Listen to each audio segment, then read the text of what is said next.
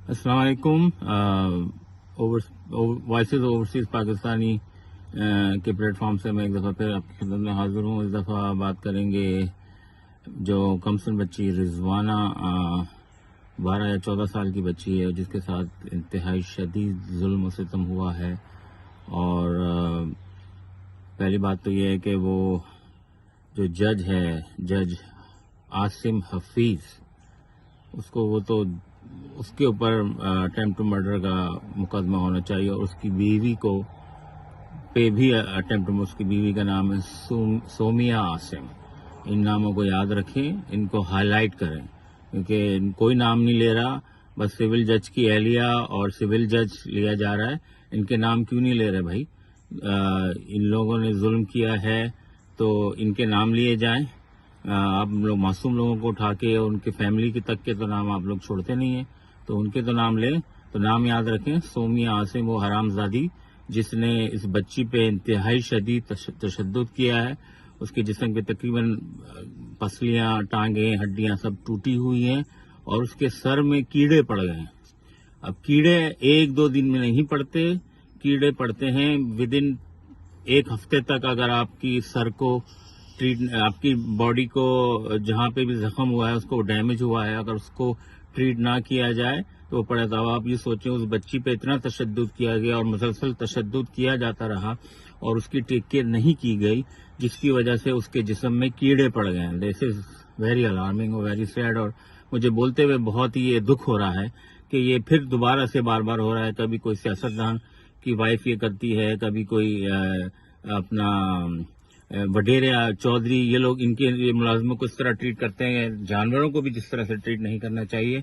और अब जो है फेस सेविंग के लिए सारे हुकूमत और उनकी मरीम नवाज साहबा पहुंची हैं और बोल रही हैं कि ये इस तरह से होता है। तो आपके पास उस जज की वीडियो नहीं है?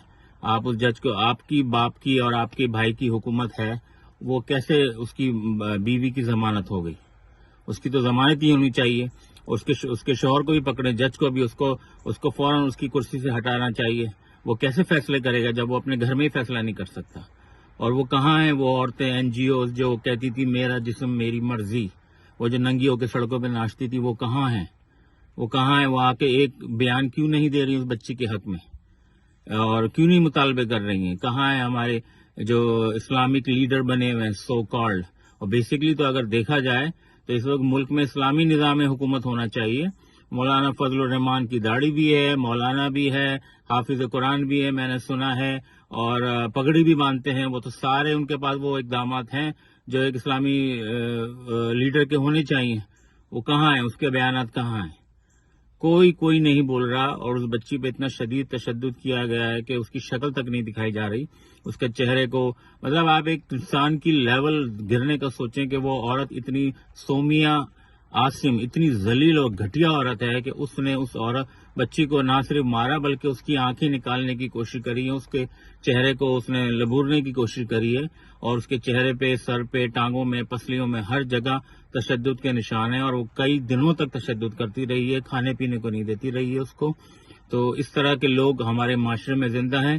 फिर वही बात है कि आप लोग बोलेंगे नहीं, आप लोग कोई एहतजाज नहीं कर रहा, कोई पॉलिटिकल पार्टी नहीं, किसी जज ने सुमो मोटो नोटिस नहीं लिया। वैसे तो इन लोगों को, जजों को बड़े जल्दी ख्याल आता है सुमो नोटिस लेने के लिए।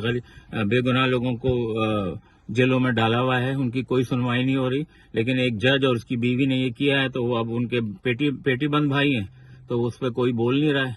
तो मेरा सबसे यही मुतालबा है कि ओवरसीज पाकिस्तान में खासतौर पे कि अपने अपने तई इस बारे में आवाज उठाएं और उस बच्ची को इंसाफ दिलाएं। और जब तक इंसाफ नहीं मिलता, सोमिया आसिम और आसिम हफीज, आजकल आसिम हफीज के नाम के बड़े बड़े बेगैरत पाकिस्तान में आ रहे हैं, इन दोनों को सख्त से सख्त सजाएं दिलवाई जाएं, बल्कि इन पर इक़दाम कत्ल का मुकदमा होना चाहिए।